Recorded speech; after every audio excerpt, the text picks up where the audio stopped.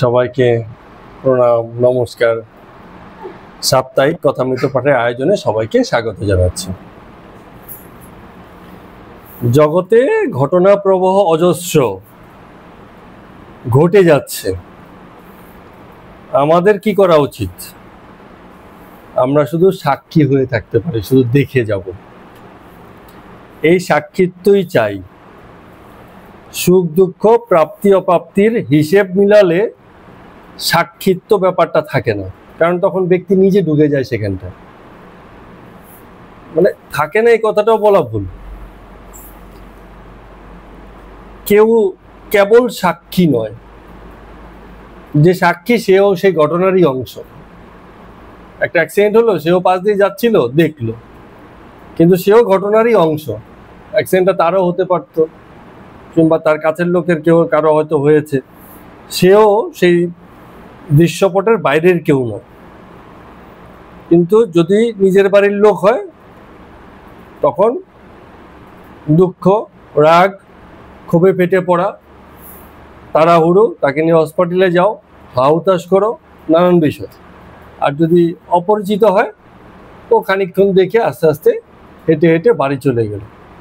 সাক্ষিত্ব, দুই সাক্ষিত্ব, দুইয়ে একই ভাব। একজনে আপন জ্ঞানে সেই ঘটনার সঙ্গে মিশে আছে, আরেকজন কেবল সাক্ষী মাত্র হচ্ছে। কিন্তু পূর্ণ নিরপেক্ষ সাক্ষিত্ব পাওয়া যায় না। সবাই থাকে ভোগে, কিন্তু ভোগ বাসনা যদি না থাকে, তাহলে সেই ভোগও নেই। ঘটছে ভোগ, কিন্তু বাসনা নেই বলে সেই ভোগটাও যেন ঘটছে না। এইটুকুনি ভাব ধারণ করা যায়, এর বেশি কিছু নেই। জগতে ঈশ্বর আছেন, কিন্তু তাকে দেখা যায় না। তার যে প্রকাশ আছে তাই দেখেই খুশি থাকতে হয়, এর বেশি কিছু আর করার নেই। বিষয়টা যেন অনেকটা এরকম। সাক্ষিত্ব আমাদের মধ্যেই আছে, কিন্তু আমরা যদি নিরপেক্ষ হই, তাহলে কেবল সাক্ষিত্বটুকুই থাকে, আমরা আর ঘটনার সঙ্গে থাকি না। সুখ দুঃখ বিচার প্রাপ্তি অপ্রাপ্তির মধ্যে থাকি না। দুঃখিত। চলুন এইটুকুনো প্রাথমিক আলোচনা দিয়ে আজকে আমরা কথামৃতের পর্ব সংখ্যা ৭৯ শুরু করছি। এই যে কথামৃত পর্ব সংখ্যা ৭৯, এখানেও সাক্ষিত্ব। আমিও সাক্ষী থাকছি, আপনারাও থাকছেন। কথামৃত পাঠ হচ্ছে, এই আলোচনায় আমরা সাক্ষী হচ্ছি। কেউ শুনে, কেউ দেখে, কেউ দুটোই। শুনে দেখে এই ঘটনার সাক্ষী হচ্ছি। তো এই সাক্ষিত্বেরই অংশ হিসেবে রামকৃষ্ণদেব ঠাকুর নিজেও চৈতন্য লীলা দর্শন করতে গেছে, যে কি ঘটে বা একটু দেখে আসি। আমি থেকেও তার সাক্ষী হচ্ছে, স্মৃতিতে থেকে যাবে। তো আমরা খানিকটা বর্ণনা করেছিলাম এবং বলেছিলাম সেই ঘটনার বর্ণনা আজকে আমরা সেই চৈতন্য লীলাতে কি দেখাচ্ছিল সেদিনকে, সে বিষয় আশয় খানিকটা বর্ণনা আমরা আজকে করব। শ্রী চৈতন্য নিমাইয়ের জন্ম হয়েছিল পিতা জগন্নাথ মিশ্রের ঘরে। মাতা ছিলেন শচী দেবী, শচী মাতা, শচী দেবী ছিলেন। তো বালক নিমাই জন্মেছে, আর একটুখানি বড় হয়েছে, মানে ওই লীলাতে দেখাচ্ছে আর কি, মঞ্চে। এবং লীলায় যখন নিমাই যখন খানিক বড় হয়েছে, তখন তার সমবয়সী আরো যে বাচ্চারা আছে, ছেলেরা আছে, ওদের সঙ্গে সারাদিন হই হুল্লোড় করে নাচানাচি করে ঘুরে বেড়াচ্ছে। সেই মানে তখনকার দিনে ছোট ছোট বাচ্চারাও ধুতি পেঁচিয়ে পড়তো, সব একই রকম, মানে পেঁচিয়ে রেখে কোনো রকমে দৌড়চ্ছে। একদিকে চাঞ্চল্য, আবার একদিকে ধুতি রক্ষা। এক অদ্ভুত দৃশ্য আমরা যেরকমটা দেখেছি আর কি। তো সেখানে পালক নিমাই গান গেয়ে বেড়ায়। কি গান? ও গানটা খুব সুন্দর। গান গাইছে, কাহা মেরা বৃন্দাবন, কাহা যশোদা মাই। মানে নিমাই গাইছে যে কোথায় আমার বৃন্দাবন, কোথায় যশোদা মাই। কাহা মেরা নন্দ পিতা, কাহা বলাই ভাই। যে আমার নন্দ পিতা কোথায় আর বলাই ভাই কোথায়। কাহা মেরি ধবলি শ্যামলি। ধবলি শ্যামলি কি? গরু, গরু। সেখানটায় যে গরু ছিল, গাভী ছিল, তাদের নাম, একজনের নাম ধবলি, একজনের নাম হচ্ছে শ্যামলি। কাহা মেরি মোহন মুরলী, বাসি কোথায়? শ্রীদাম সুদাম রাখালগণ কাহা মে পাই, কোথায় গেলে পাই? কাহা মেরি যমুনা তট, কাহা মেরি বংশী বট, মানে আমার যমুনা তট কোথায় আর বংশী বটই বা কোথায়? কাহা গোপো নারী মেরি, কাহা হামারা রাই। বলছে আমার গোপনারী কোথায় আর রাই বা কোথায়, রাধাই বা কোথায়। ছোট বাচ্চা বোঝে না, কিন্তু এই গান গিয়ে বেড়াচ্ছে। তো সেই সময়ে অনেক গল্পের মধ্যে একটা গল্প ছিল, সেই জগন্নাথ মিশ্রের বাড়িতে একবার একজন অতিথি এসেছিলেন। অতিথি মানে সন্ন্যাসী সাধু। তো এসে তিনি ভগবানকে অন্ন নিবেদন করে তবে মানে প্রসাদ গ্রহণ করবেন। তো যেই অন্ন নিবেদন করতে যাচ্ছেন বিষ্ণুকে, অমনি নিমাই কোথা থেকে দৌড়ে এসে সেই অন্ন খেয়ে চলে যাচ্ছে বাচ্চা নিয়ে। তো অতিথি ভগবান বলে বুঝতে পারলেন। তখন তিনি আবার 10 অবতারের স্তব করে তাকে প্রসন্ন করছেন। মানে যখন জগন্নাথ মিশ্র আর সচিমাতার কাছ থেকে বিদায় নিচ্ছেন, তিনি গান গাইতে গাইতে বিদায় নিচ্ছেন যে জয় নিত্যানন্দ গৌরচন্দ্র জয় ভবতারণ অনাত্ম ত্রাণ জীব প্রাণ ভীত বয় বারণ, এরকম গান গাইতে যাচ্ছে। মানে তার লক্ষণ ছোটবেলাতেই যেন খানিকটা প্রকাশ পাচ্ছে। অথবা সেই দিনকে হয়তো অনেকে বুঝতে পারেনি, পরবর্তীতে যখন তার জীবনী লেখা হয়েছে যারা বুঝেছিলেন তাদের কথাগুলোই লেখা হচ্ছে। আর ঘটনা ঘটে গেলে বর্ণনা করতে সুবিধে, ঘটনার মধ্যে থাকলে বা তার আগে থেকে কিছু বোঝা যায় না। তো এরকম স্তব যখন ওই মঞ্চে গাওয়া হচ্ছে, ঠাকুর সেসব শুনছেন, বিভোর হয়ে শুনছেন। তারপরে আবার আরেক দিনের ঘটনার দৃশ্যপট সেখানে মঞ্চে মঞ্চস্থ হচ্ছে। কি সেটা? যে নবদ্বীপের গঙ্গা তীরে ব্রাহ্মণেরা গঙ্গা স্নানের পরে, এছাড়া ব্রাহ্মণ মেয়ে পুরুষ যারা ছিল তারা ঘাটে বসিয়া পূজা দিচ্ছে। তো বিভিন্ন নৈবেদ্য সাজিয়ে গুছিয়ে রেখেছে, মাঝখান থেকে নিমাই দৌড়ে এসে সেগুলো ভক্ষণ করে দৌড়ে দৌড়ে পালিয়ে যাচ্ছে। সে একটা আনন্দ পায়, দুষ্টের আনন্দ। বাচ্চা কি হচ্ছে, অন্য যে রেগে যাচ্ছে, অন্য যে খারাপ ভাবছে সেসব ভাবে না, ও করছে, লোকে রাখছে, তাতেই আনন্দ। তো তার এইসব স্বভাব দেখে একজন ব্রাহ্মণ ভারী রেগে গেল। বলছেন, আরে বেল্লিক, বিষ্ণু পূজার নৈবেদ্য কেড়ে নিচ্ছিস, সর্বনাশ হবে তোর। হ্যাঁ, বেল্লিক, বেল্লিক, বেল্লিক মানে হচ্ছে বোকা। বাচ্চাদের বলছে বেল্লিক, যার আক্কেল নেই, এরকম মানে জ্ঞান বুদ্ধি নেই। তো নিমাই তবু কেড়ে নিলেন, এই কথা বলেছে, আবার নিমাই তা সত্ত্বেও কেড়ে নিয়েছে। আর পলায়ন করিতে উদ্যত হলেন। যখন তাকে ধরতে যাচ্ছে দৌড়ে পালিয়ে চলে যাচ্ছে, গিয়ে গিয়ে আবার ফিরে ফিরে তাকাচ্ছে, এরকম অবস্থা। দেখছে কতটা রাগে, আরেকটু রাগলো কিনা। এখন ওখানে যেসব তার বয়সী ছেলে মেয়েরা ছিল তারা আবার নিমাইকে খুব ভালোবাসে। তো নিমাই চলে যাচ্ছে দেখে তাদের আবার কষ্ট হচ্ছিল। তারা তখন উচ্চ স্বরে ডাকিতে লাগলো, নিমাই ফিরে আয়, ফিরে আয়, যাস নে। কিন্তু নিমাই আবার যখন অনেক সময় ফিরে যেত, মন স্থির করেছে থাকবে না, তখন হাজার ডাকলেও সে আর ফিরে যেত না। তাদের মধ্যে একজন আবার নিমাইকে কি করে ফিরাতে হয় সেই মহামন্ত্র জানতেন। হ্যাঁ, সে তখন বলতো, আরে রোশ রোশ, আমি নিমাইকে ফিরিয়ে আনছি, কি করে ফিরাবো দেখ। তখন ডাকতেন, আর নিমাই তাই শুনে দৌড়ে এসে আবার তার সঙ্গে গলা মিলাতো, হরিবোল হরিবোল। এরকম স্বভাবের ছিল দুষ্টু নিমাই, বালক নিমাই। তো ঠাকুর এইসব দেখছেন আর স্থির থাকতে পারছেন না। বলছেন, মনির দিকে তাকিয়ে বলছেন, আহা আহা কি দেখো, আর বলতে বলতে অশ্রু বিসর্জন করছেন। এটা নতুন কিছু নয়, ঠাকুরের মধ্যে খুব স্বাভাবিক বিষয়। তো এর মধ্যেও ঠাকুরের চেতনা হচ্ছে। বাবুরা মাস্টারকে বলছেন, দেখো এই দেখতে দেখতে যদি আমার সমাধি টমাধি হয়ে যায়, হ্যাঁ, জ্ঞান ট্যান হারিয়ে ফেলি, তোমরা আবার কাউকে ডাকাডাকি করো না। হ্যাঁ, ঐহিকেরা এসব দেখলে পরে ঢং মনে করবে। ঐহিক মানে হচ্ছে জগতের লোকজন, যারা এসব বিষয় দেখে অভ্যস্ত নয়, তারা ঠাকুরকে আবার কি জোচ্চোর ভাবে না কি ভাবে।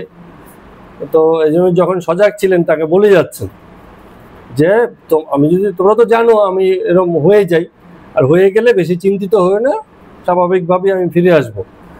তো ঠাকুরের এত কিছুর মধ্যেও একটুখানি সজাগ ভাব তখনও ছিল যে কে কিরকম আমার ভেবে ফেলে, কত রকমের লোকের মধ্যে আমি এসে বসেছি। তখন মঞ্চে আবার নিমাইয়ের উপনয়নের অনুষ্ঠান দেখাচ্ছে। নিমাই সন্ন্যাসী সাজিয়েছে, সচিমাতা আর প্রতিবেশী যারা আছেন মহিলারা, মায়েরা, তারা চারদিকে দাঁড়িয়ে আছে এবং নিমাই উপনয়ন হচ্ছে, সন্ন্যাসী সাজিয়েছে। তো তখন সন্ন্যাসীর কাজ হচ্ছে কি বাড়ি বাড়ি গিয়ে ভিক্ষা করে অন্ন ব্যবস্থা করা। তো ভিক্ষা করতে গেলে গান গাইতে হয়তো, তো তখন ওই নিমাই আবার গান গাইছে। হ্যাঁ, বলছে দে গো ভিক্ষা দে, আমি নতুন যুগী ফিরি কেঁদে, ওগো ব্রজবাসী তোমাদের ভালোবাসি, ওগো তাই তো আসি দেখো মা উপবাসী, দেখো মা দ্বারে যোগী বলে রাধে রাধে, বেলা গেল যেতে হবে ফিরে, একাকী থাকি মা যমুনা তীরে, আখি নীরে মিশে নীরে, চলে ধীরে ধীরে ধারা মৃদুনাদে। এরম গান গাইছেন মানে ভিক্ষা করার সময়। তো যদিও নিমায় সন্ন্যাস নয়, কিন্তু এই গানটা তার জানা আছে বলে মানে সে উপনয়নের দিনে এরকম গান গাইছে বাকিদেরকে শুনিয়ে শুনিয়ে। তো এইসব দেখে শুনে অন্যান্য পুরুষ স্ত্রীগণ নিমায়ের জয়ধ্বনি করছে বিভিন্ন রকম।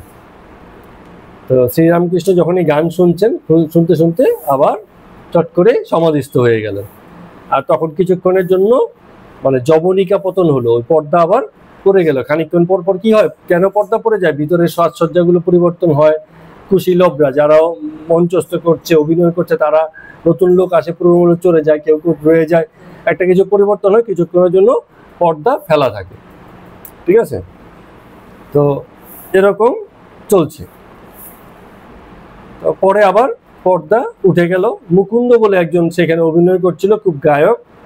তো সে খুব সুন্দর গান গাইছিল। তার গান শুনে মানে রামকৃষ্ণদেবের মুখে প্রশংসা যেন পড়ছে না, আর চোখ দিয়ে জল কেবল বেয়ে পড়ে যাচ্ছে, এত সুন্দর গান ঘেসে গাইছে।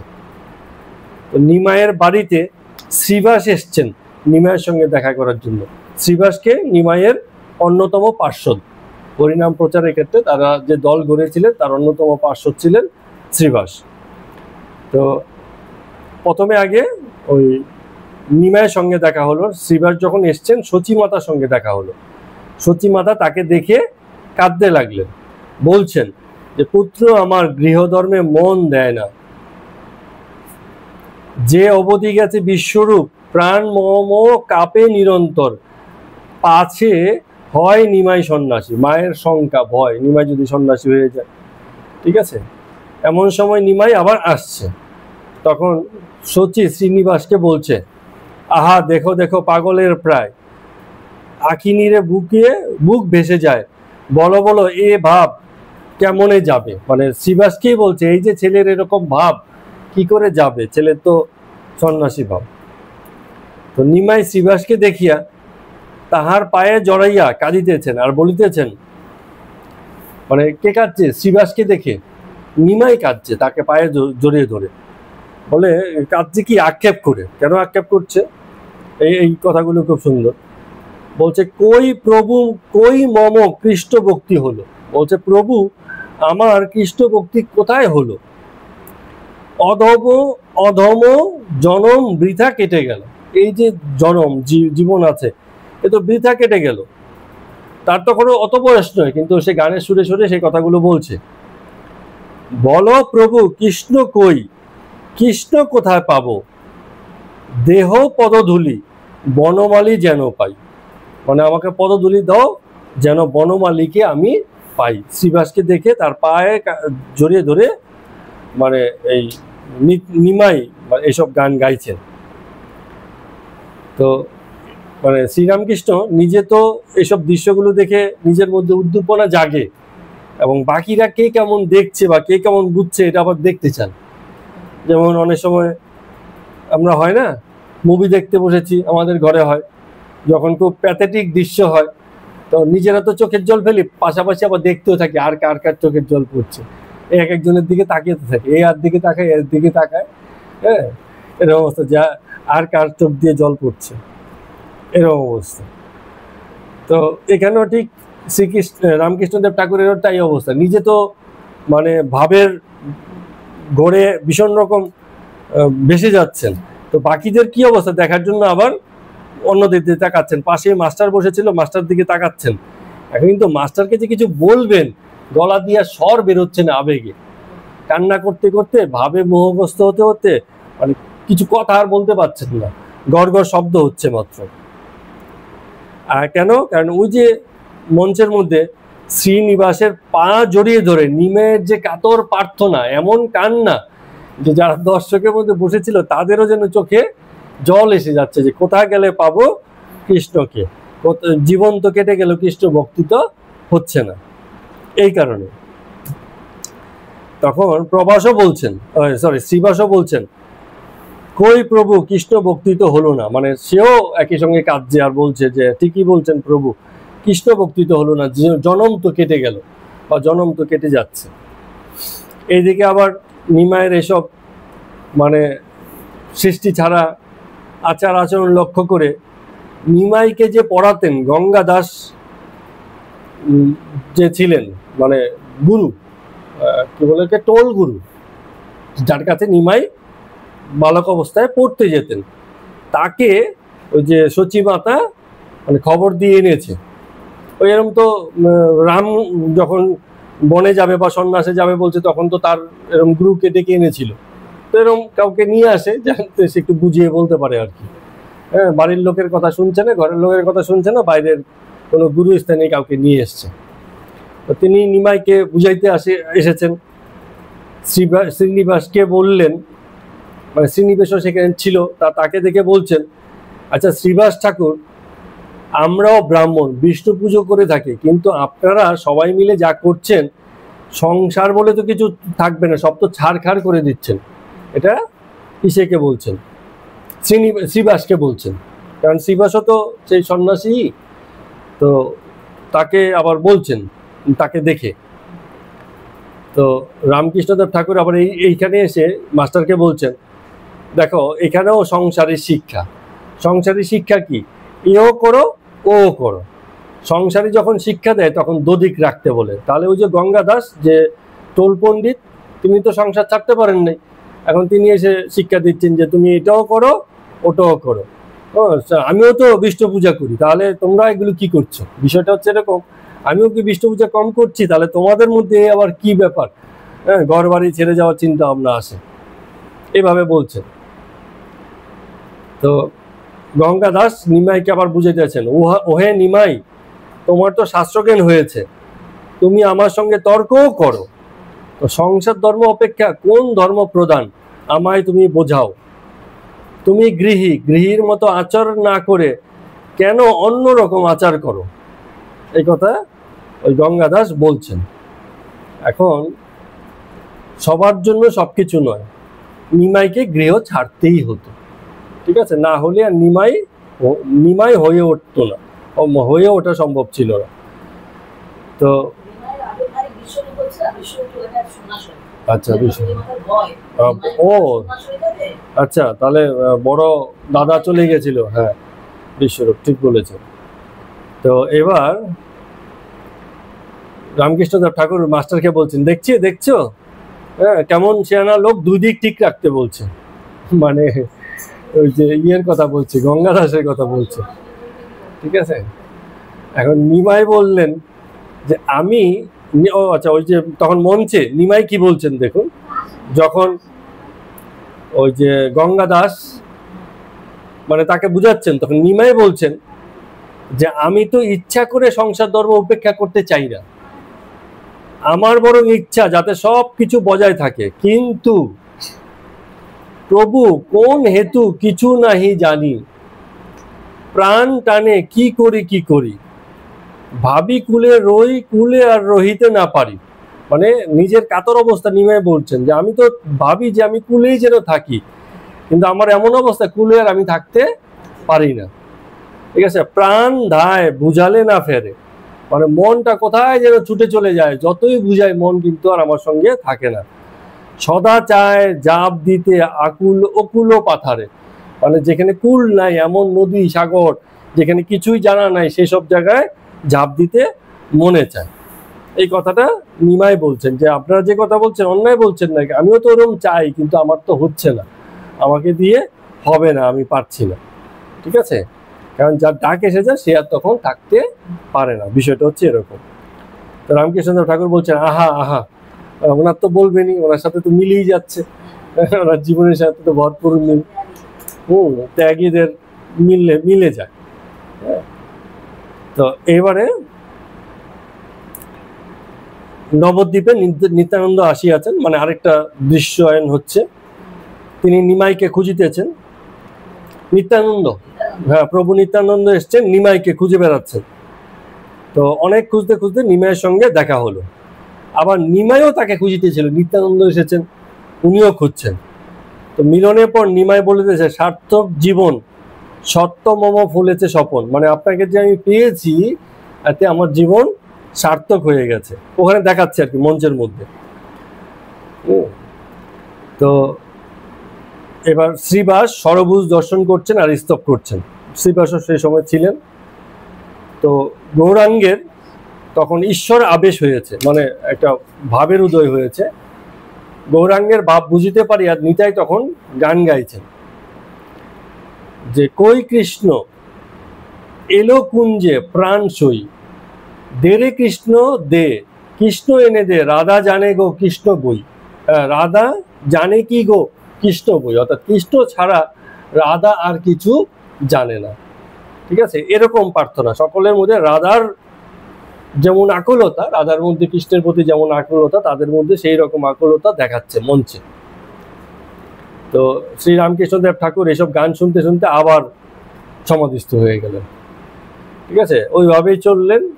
এরপরে পর্দা উঠলো, কনসার্ট চলতে লাগলো, ঠাকুরের আস্তে আস্তে সমাধিভঙ্গ হলো, আবার পর্দা উঠেছে। এবার রাজপথে নিত্যানন্দ মাথায় হাত দিয়ে রক্তস্রোত বন্ধন করছেন। কার? নিমাইয়ের।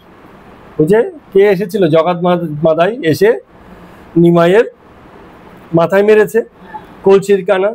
মাদাই কলসির কানা ছড়িয়া মারিয়াছেন, কিন্তু এই যে এরকম রক্তস্রোত মানে বয়ে যাচ্ছে, নিতাইয়ের তাতে কোনো ভূক্ষেপ নেই, নিতাইয়ের সেসব ভূক্ষেপ নেই। দেখেছেন নিতাই জগৎ মাদাইকে কোলে নেবেন, নিতাই বলিতেছেন যে প্রাণ ভরে আয় হরি বলি, নেচে আয় জগাই মাদাই, মেরেছ বেশ করেছ হরি বলে নাচো ভাই। এরকম গান চলছে। বলরে হলি বল প্রেমিক হরি, প্রেমে দিলে কোল, তোলরে তোল হরিনামের রোল, সবাই মিলে হরিনামের রোল তোল, এরকম গান চলছে।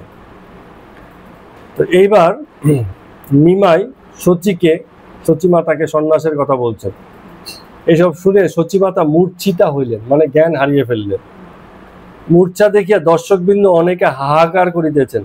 এই দৃশ্যটা স্পর্শকাতর। সেখানে যারা মহিলা ভক্ত ছিল তাদের মনের মধ্যে কি আরো বেশি মানে অনুভূতিশীল হয়ে গেলেন তারা, এরকম। কিন্তু এই দৃশ্যে এসে শ্রীরামকৃষ্ণদেবকে দেখা গেল তিনি অনুমাত্র বিচলিত হইলেন না, শক্ত। কারণ কি? দুর্বলতা নেই। যিনি সন্ন্যাসের পথে যাবেন, মা কাঁদলো কি বউ কাঁদলো এসব দেখে তার কোনো দুর্বলতা আসে না, শক্ত হয়ে যায়, ভিতর কঠিন হয়ে যায়। তো তারপরেও মাস্টারমশাই দেখছেন যে শক্ত হয়ে বসে আছেন, দেখছেন একদম টান টান চোখ করে, কিন্তু চোখের কোণে কোথাও যেন এক বিন্দু জল তখনও আছে, এরকম অবস্থা। তো এই করে করে চললো, এবং চলতে চলতে এক সময় এই যে পালা চৈতন্য লীলা সেটাও শেষ হলো। তো যখন অভিনয় সমাপ্ত হলো, ঠাকুর গাড়িতে উঠেছেন। তো ওঠার সময় একজন ভক্ত জিজ্ঞেস করছেন, যেটা আমরাও জিজ্ঞেস করি অনেক সময়, কেমন দেখলেন ঠাকুর, পালা কেমন লাগলো?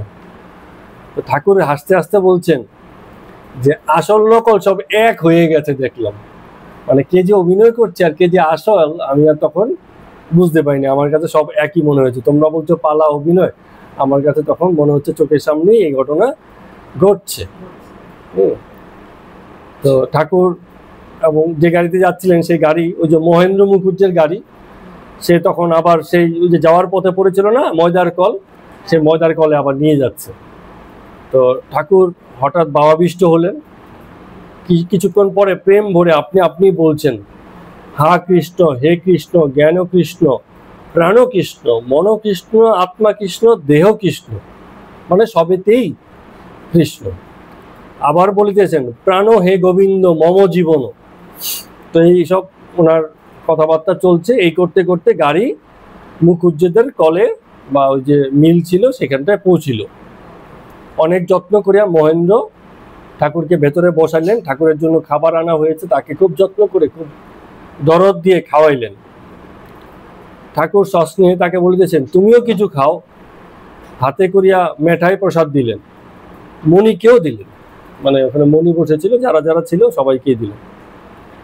তো ওখানে প্রসাদ টসাদ পাওয়ার পরে, কারণ অনেকক্ষণ আগেই মহেন্দ্র গাড়ি করে তাকে নিয়ে এসেছিল সেই যে স্টার থিয়েটার, সেখানে তো আর খাবার দাওয়ার কিছু ছিল না। তো আসার পথে রাত্রে বাড়ি ফিরবেন, এতক্ষণ পর্যন্ত কিছু খাননি বলে উনি ওনার কলে নিয়ে গিয়ে সবাইকে মানে ভোজন করালেন।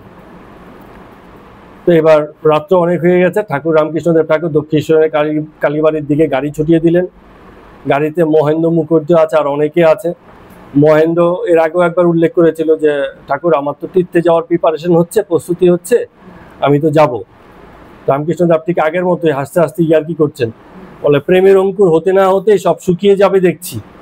হ্যাঁ, আসা যাওয়া করলে এই তো এত মেলামেশ করছো, এখন আবার বলতে চলে যাবে। হ্যাঁ বলো জোরে। রামকৃষ্ণদেব ঠাকুর মাংস খেতেন কিনা জানি না, প্রথম দিকে খেতেন, পরে দিয়ে আর খেতেন না, এটুকু জানি। কারণ শেষের দিকে যখন ওই যে বলির পাঠার যে মাংস রান্না হতো, হ্যাঁ, তা শুধু মানে কি করতেন, তার ঝোল নিয়ে মাথায় মানে ফোঁটা দিতেন, কিন্তু উনি নিজে শেষের দিকে আর খেতেন না, প্রথম দিকে হয়তো খেত। আর মাছ ভক্ষণ করতেন, মাছ খেতেন, এটা আমরা জানি, শেষ দিন পর্যন্ত মাছ খেতেন। ঠিক আছে। তো না, ওনার খাবার দাবারের প্রতি আমাদের নরেন্দ্রও, আমাদের ঠাকুরকেও দেখেছি খাবার দাবারের প্রতি একটা দুর্বলতা ছিল, খেতে ভালোবাসতেন। ঠিক আছে, কিন্তু তাই বলে হ্যাঁ ওরকম ব্যাপার নেই। তো খাওয়ার শৌখিন কে নয়, যার মুখে স্বাদ আছে সে তো কম বেশি খেতে ভালোবাসবে, কেউ প্রকাশ বেশি করে, কেউ করে না। হ্যাঁ, ঠাকুর হয়তো কোথাও দেখছেন, যে সেদিনকে আমরা পড়ছিলাম জেলেদের নৌকোতে জেলেরা রান্না করছে, পাশে দাঁড়িয়ে খুব আগ্রহ নিয়ে দেখছে, একটুখানি টানাটানি না করলে একটু পরে হয়তো বলতেন যে আমাকেও তোমরা দাও, খেতে দাও। ঠিক আছে। হ্যাঁ, তো এরকম কেউ প্রকাশ করে ফেলে আর কেউ প্রকাশ করে না। প্রকাশ না করলে কোনো অসুবিধা নেই, খেতে তো পাবি, লোকে তো খেতে পাই। তো এরকম ব্যাপার। হ্যাঁ, বাচ্চা কাচ্চা জিলিপি খাবে, আবার উনি শরীর রাখেন, কারণ ওনারও পছন্দ, বাচ্চা স্বভাব।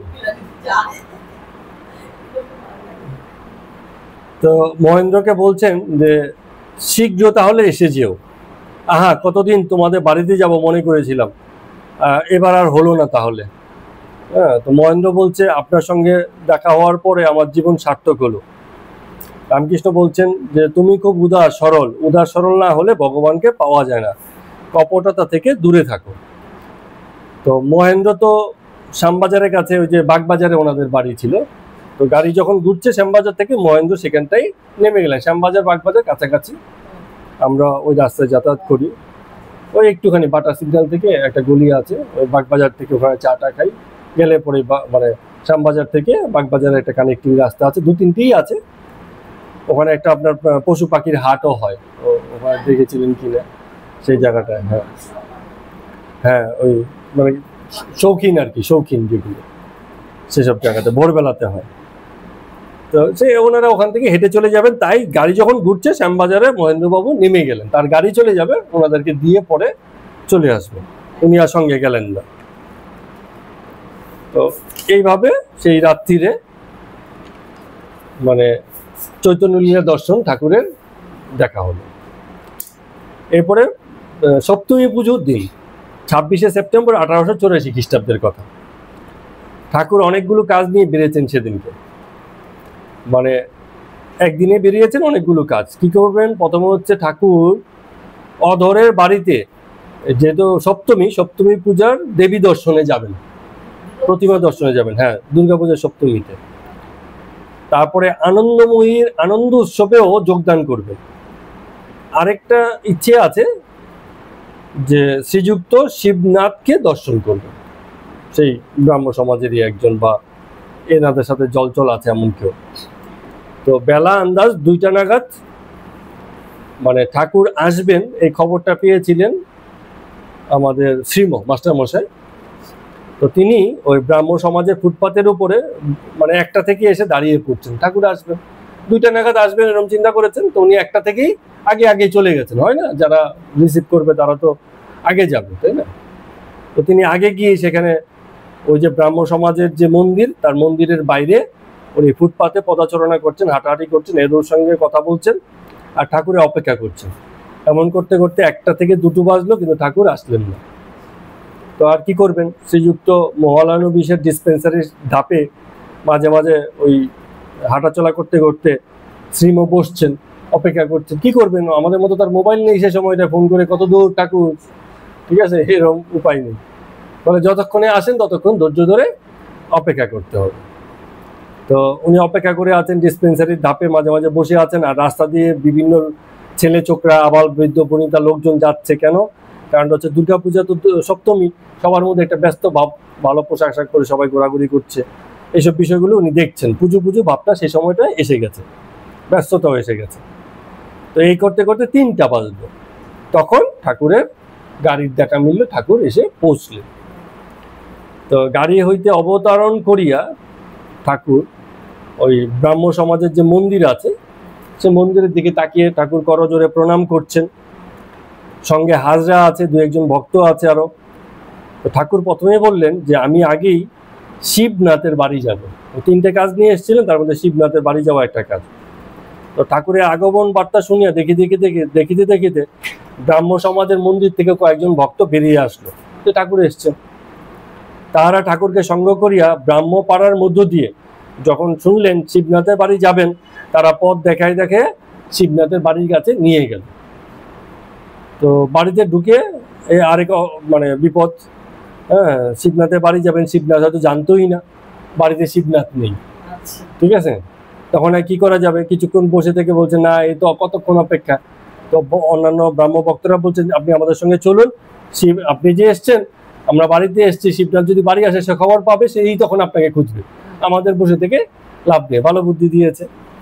তখন ঠাকুর ওই যে ব্রাহ্ম ভক্ত তাদের সঙ্গে করে এবং তারা অভ্যর্থনা করিয়া ওই যে সমাজ মন্দির, ব্রাহ্ম সমাজের যে মন্দির, সেই মন্দিরের ভিতরে নিয়ে গিয়ে তাকে মানে বসালেন, ঠিক আছে। তো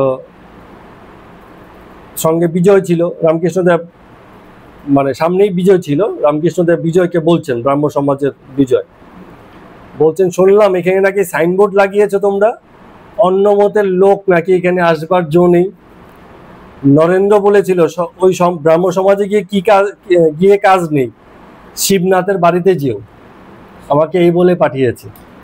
হ্যাঁ, তো মানে ইয়ার কি করছে নাকি, আস্তে আস্তে বলছেন ব্রাহ্ম সমাজে কি আর কারো মানে প্রবেশ নিষেধ আছে, কিন্তু এখন এর মধ্যে একটুখানি আছে মনে হয়, মানে ওরা একটু নিয়ম কানুনে বাড়াবাড়ি করছে বলে ঠাকুর আস্তে আস্তে বলছেন তোমরা নাকি সাইনবোর্ড লাগিয়েছে, এখানে অন্য লোকের আসবার জো নেই। তো আবার বলছেন যে আমি তো বলি সকলেই তাকে ডাকছে, এত দেশাদেশি করার কি দরকার। কেউ বলছে সাকার, কেউ বলছে নিরাকার।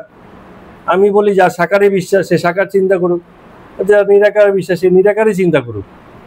তবে এই বলা ভালো যে মতুয়ার বুদ্ধি ভালো না। মতুয়ার বুদ্ধি কি, যে আমারটা ঠিক তোমারটা ভুল। হ্যাঁ, সব আলোচনা করে টরে বলছে যে না আমারটাই ঠিক তোমারটাই। মতুয়াদের কিন্তু এই ভাবটা আছে, মতুয়া সম্প্রদায়, ঠিক, এটা একটু অ্যাগ্রেসিভ। আমি খানিকটা জানি, খুব বেশি জানি না। এবং ওই যে ওনাদের যে শাস্ত্রীয় গ্রন্থ আছে মতুয়া সম্প্রদায়, সেখানেও নাকি এমন কিছু কথা লেখা আছে যা মানে সনাতন শাস্ত্রের বিরুদ্ধে যায়, আলাদা। ঠিক আছে, তো এইসব কিছু ব্যাপার আছে আর কি, এই নিয়ে অনেক বিতর্ক আছে। হ্যাঁ, বিতর্ক সবসময়ই আছে।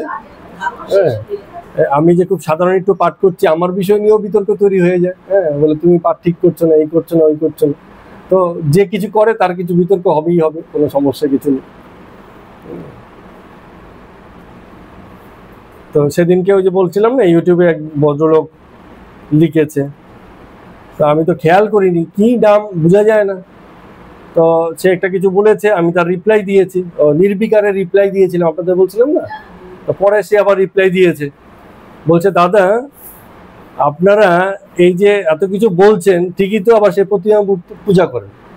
তখন আমি ভালো করে বুঝে দেখলাম, আরে এই ভদ্রলোক তো আমাদের স্বজাতীয় নয়, হয়তো ভিন্ন ধর্মের লোক, এই জন্য সে কমেন্ট করেছে যে আপনারা তো আবার প্রতিমা পূজা করেন। তো তার আর কি রিপ্লাই দেবো, তাকে কি বুঝাবো? এত এত বলে রেখেছি, হ্যাঁ, সে তো বোঝার জন্য আসেনি, হয়তো ছোট করতে এসেছে, এরকম উদ্দেশ্য। হ্যাঁ, তর্ক করতে ভালোবাসে, বুঝতে চাইবেও না, স্বাভাবিকভাবে বুঝতে চাইবে না। এটাই হচ্ছে মতুয়া বুদ্ধি। ঠাকুর এটাকেই বলছেন মতুয়া বুদ্ধি। সে ভাবছে তারটা ঠিক আছে, বাকিদের কিছু ঠিক নেই। তো আমার ধর্ম ঠিক আর ওদের ধর্ম ঠিক কি ভুল, সত্য কি মিথ্যা, আমি এসব বুঝতে পারি না, এই চিন্তা করে দূরে থাকা ভালো। তোমারটা ভাই আমি তো বুঝি না, আমি তোমারটা ঠিক বেঠিক বলে জানি না, আমারটা আমি জানি ভাই ঠিক আছে, তোমারটা আমি বলতে পারবো না, তোমারটা তুমি বোঝো, এরকম ভাবনা। তো ঠাকুর, হ্যাঁ,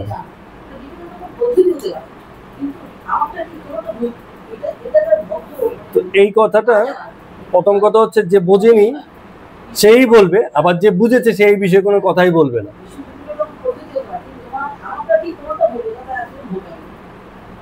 তো এবার ঠাকুর বলছেন যে ঈশ্বরের সাক্ষাৎকার না করলে তার স্বরূপ বোঝা যায় না, এই জন্যই এত কথা। তো কবির বলতো, সাকার আমার মা, নিরাকার আমার বাপ, কাকু নিন্দ কাকু বন্ধ, দোনো পাল্লা ভারী। মানে এর অর্থ হচ্ছে যে সাকার আমার মা, মানে মাতৃরূপে আমি সাকারকে দেখেছি, আর বাবাকে জেনেছি নিরাকার রূপে। তাহলে আমার অস্তিত্বের কারণে পিছনে দুই আছে, নিরাকার সত্যও আছে, সাকার সত্যও আছে। আর কাকে নিন্দা করব আর কাকে বন্দনা করব, দুটোই তো পাল্লাতে সমান ভারী হয়ে আছে, এরকম। তো হিন্দু, মুসলমান, খ্রিস্টান, শাক্ত, শৈব, বৈষ্ণব, ঋষিদের কালের ব্রহ্মজ্ঞানী আর ইদানিং কালের ব্রহ্মজ্ঞানী। ঠাকুর আবার ইয়ার্কি করে বলছেন, ঋষিকালের সেই ব্রহ্মজ্ঞানী যারা ছিল আর এখন যারা ব্রহ্মজ্ঞানী সেজেছে, হ্যাঁ, যে যাই বলো ভাই, তোমরা সেই একই বস্তুকেই চাইছো, এতে কোনো ভুল নেই। তবে যার যা পেটে সয়।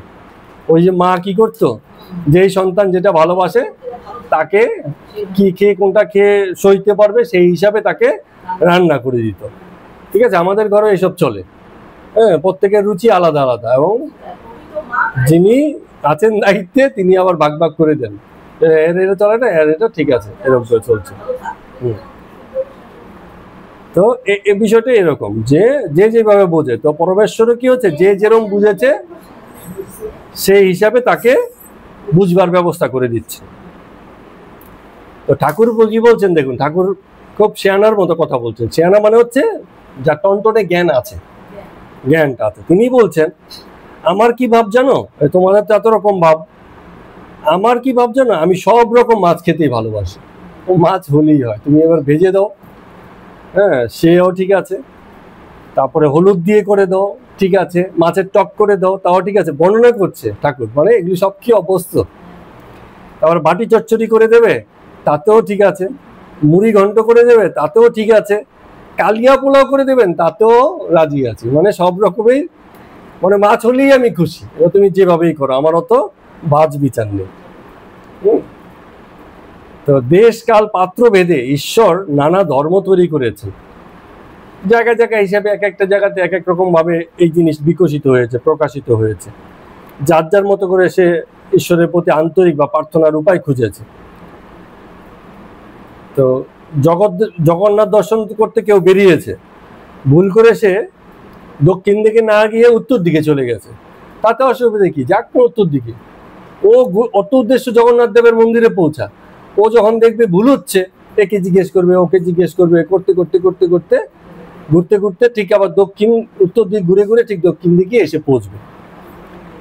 তো ঠাকুরের কথা বলছেন, এর অর্থ হচ্ছে কেউ কেউ হতে পারে প্রথম প্রথম ভুল পথে যেতে পারে, কিন্তু যদি ওর লক্ষ্য স্থির থাকে, ও যদি সত্যি সত্যি জগন্নাথ মন্দিরে পৌঁছতে চায়, ওই ভুল পথে গেলেও ও ঘুরে ফিরে হয়তো কেউ আগে কেউ পরে ঠিক গিয়ে সেই জায়গাতে পৌঁছবে। তাহলে সবচেয়ে বেশি কি দরকার? পথের দিশার থেকেও বেশি দরকার লক্ষ্য স্থির করা, যে আমি সেখানে পৌঁছতে চাই। আর পথ ঠিক আছে কিন্তু ভুল সময়ে গিয়ে পৌঁছলাম, তাহলে হবে? মন্দির তো বন্ধ হয়ে গেছে। হ্যাঁ, আমাদের যেরকম হয়েছিল এরকম একাধিকবার। ঠিক আছে, ওই যেই সে কি বলে দক্ষিণেশ্বরে পুজো টুজো দিয়ে নদীর ওপারে গেছি, ওই সবেই মন্দির বন্ধ করে দিয়েছে, আবার 4টেই খুলবে। এরকম দুবার হয়েছে। আমাদের গন্তব্য তো ঠিকই ছিল, কিন্তু ভুল সময়ে গিয়ে পৌঁছে গেছি। তো ভুল সময়ে পৌঁছলেও চলবে না। এগুলো অনেক বিষয়ের উপর নির্ভর করছে। যথার্থ গুরুর মানে পথ নির্দেশনা না পেলে কেউ পৌঁছতেও পারে না, এরকম ঘুরে ঘুরে বেড়ায় কেবল। তবে অন্যের মত যে ভুল হয়েছে বা কেউ ভুল পথে যাচ্ছে, এসব আমাদের দরকার নেই। যার জগৎ যিনি চালনা করছেন তিনিই বুঝবেন, ভুল পথে চালাচ্ছে তো ভুল, সঠিক পথে চালাচ্ছে তো সঠিক, যারটা তিনি বুঝে নেবেন। জগন্নাথ দেবই বুঝবেন তিনি তার ভক্তকে কোন পথে ঘুরিয়ে ঘুরিয়ে মন্দিরে আনবেন। তো এবার ইসে বলছেন, রামকৃষ্ণ একটা সুন্দর উদাহরণ বলছেন, মানে ব্রাহ্ম সমাজে দাঁড়িয়ে বলছেন, তো এই জন্য বিজয়কে বলছেন, তবে তোমাদের মতটিও কিন্তু বেশ, মানে তোমরা তাকে নিরাকার বলছো, এটা খারাপ নয় তো। হ্যাঁ, কি হয় জানো, ওই রুটির মধ্যে যখন চিনি দিয়ে দেয়, ছিঁড়ে ছিঁড়ে চিনি দিয়ে খাওয়া যায়, আবার রুটিটাকে সুন্দর পেঁচিয়ে রোল করে কামড়ে কামড়ে গোটা গোটা খাওয়া যায়। হ্যাঁ, কিন্তু প্রত্যেকবারে একই মিষ্টিটাই লাগে। তুমি সাকার হিসেবে দেখছো কি নিরাকার হিসেবে দেখছো, তোমার যদি রুচি থাকে ভালো, হ্যাঁ, ঈশ্বরের কৃপা যদি হয়ে যায়, তুমি মিষ্টত্ব ঠিক একই রকমই পাবে, নিরাকারে যা ভাবো আর সাকারেই ভাবো। এরম ভাবে এত সুন্দর করে বলছেন যে একবার বাহ্যে গিয়েছিলাম, ওই যে বাহ্যে গিয়ে গাছের উপরে বহুরূপী পতঙ্গ দেখেছিল, গিরগিটি দেখেছিল। সেই বহুরূপী গিরগিটি কি কখনো হলুদ হয়, কখনো লাল হয়, কখনো সবুজ হয়, কখনো গেরুয়া হয়, আবার কখনো কখনো কোনো রঙই তার থাকে না, এরকম হয়। তো ও গিরগিটিটাই এমন। তুমি এবার লাল দেখে এসছো, কেউ নীল দেখে এসছে, কেউ সবুজ দেখে এসছে, কেউ মানে গাছের রং দেখে এসছে, কেউ কোনো রঙই দেখেনি। সেয়ানা সে যে সবটা দেখেছে, যে ভাই আমি সবটা দেখে নিয়েছি, ওর নানান রকম রং হয়, এবং কখনো কখনো এমনও দেখেছি ওর কোনো রঙই হয় না। এ হচ্ছে সেয়ানা, সে দেখে নিয়েছে।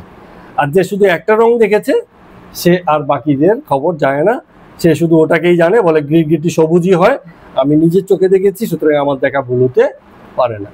কিন্তু তুমি তো সর্বক্ষণ থাকোনি, যে বাকি সময়ও থেকেছে সে তার প্রকৃত চরিত্রটাকে জেনেছে। এই জন্যই প্রকৃত দর্শন চাই, ওই শুনে শুনে দর্শন হলে হবে না। আর মুসলমানদের তো এই ব্যাপার তো বলে শুনে শুনে মুসলমান, অর্থাৎ ওদের আত্ম উপলব্ধির জায়গা নেই। কিছু একটা লেখা আছে, শোনা হয়, বোঝানো হয়, বলে দেওয়া হয়, সেই হিসাবেই তারা চলছে। আত্ম উপলব্ধি এসব ব্যাপারে কোনো মানে ভাবের দরকার পড়ে না, এই জন্য বলে শুনে শুনে মুসলমান। তো যাই হোক, বেদে পর্যন্ত এই পরমাত্মাকে সগুণ নির্গুণ দুই বলেছে। বলে সগুণ রূপেও আছেন তিনি, নির্গুণ রূপেও আছেন। তোমরা নিরাকার বলছো, ওই যে তোমরা সগুণতাটা নিলে না, তাহলে তোমরা কিন্তু একঘেয়ে হয়ে গেলে। তার যে প্রকাশ এটা তোমরা দেখতে চাইছো না, চোখ বুজে আছো। তো যদি দেখতে না চাও, তাহলে তার লীলাটা দেখলে না, সেই মজাটা বা আনন্দটা, জগতে তার প্রকাশটাকেও তুমি দেখলে না। তিনিই জানিয়ে দেন, হ্যাঁ, কাকে কতটুকু দেখাবেন। তুমি যেমন চোখ বুজে থাকো, তিনি তোমাকে জগতের বিষয়ে আর দেখান না, কারণ তুমি সবকিছু একই নিয়মে দেখতে চাও, তোমার মতো করে দেখতে চাও। তো জগৎ তোমার মতো করেই সেজে ওঠে। কিন্তু এই জগতের যে বহুধা চরিত্র আছে, তাকে দেখতে গেলে মনকে মুক্ত করতে হয়, কোনো রকম পূর্ব ভাবনা মনের মধ্যে রাখলে চলবে না। ঈশ্বরকে যেমন দেখেছি, যেমনটা তিনি দেখিয়েছেন, তিনি যেমনটা দেখিয়েছেন তেমনই দেখিয়েছেন। আমি আগে থেকে ভেবে রাখিনি যে এমন দেখবো গিয়ে, তিনি যেমন দেখিয়েছেন তেমনই দেখেছি, মন মুক্ত, যেভাবে এসছেন তাকে সেভাবেই গ্রহণ করেছে, এইভাবে উপদেশ দিচ্ছেন। তো এইসব কথাগুলো বলছেন বিজয়ের উদ্দেশ্যে। কেন বলছেন? কারণ বিজয় ব্রাহ্ম সমাজের অধিভুক্ত বেতনভোগী আচার্য। হ্যাঁ হ্যাঁ হ্যাঁ। তো আজকাল তিনি ব্রাহ্ম সমাজে সব নিয়ম মানিয়া চলিতে পারিতেছেন না, কারণ বিজয় বাবুর মানে তার যে পারিবারিক মানে যে বংশ গৌরব ছিল, তারা কিন্তু বৈষ্ণব ভক্তের, খুব উচ্চ বৈষ্ণব ভক্তের এসেছিলেন। হ্যাঁ, তো যে কারণে তিনি ব্রাহ্ম সমাজের বেতনভোগী আচার্য বটে, কিন্তু তিনি সবকিছু সব নিয়ম মানছেন না। এই জন্য মানে এছাড়া সাকারবাদীদের সঙ্গে মিশে, যেমন রামকৃষ্ণদেব ঠাকুরের সঙ্গে মেশে, তো তাদের যারা ব্রাহ্ম মতের আছে তারা এটাকে খুব মানে ভালো চোখে দেখেন না, এবং ওনার প্রতি অনেকে অসন্তুষ্ট, সমালোচনা করছে। এখন রামকৃষ্ণদেব ঠাকুর বিজয়ের দিকে তাকিয়ে বলছেন, তুমি সাকারবাদীদের সঙ্গে মেশো বলে তোমার নাকি বড় নিন্দা হচ্ছে। তো এখন এই যে নিন্দা হচ্ছে তাতে তুমি মন দিও না।